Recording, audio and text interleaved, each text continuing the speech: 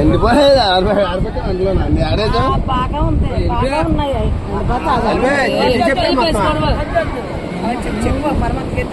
మొత్తం ఎందుకని చెప్పా సో బోర్డు చెప్తాను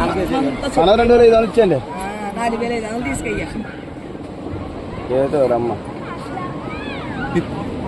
ఇక చేపలు లేనప్పుడు ఏం చెప్తలే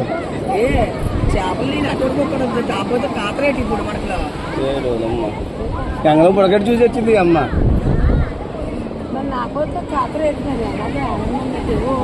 అడగలే మరి 1,800 అంటే అడగండి 1,800 అయ్యి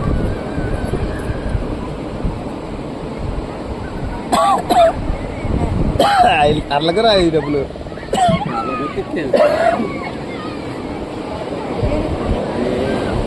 ఇంతే ఇచ్చేది వస్తామమ్మా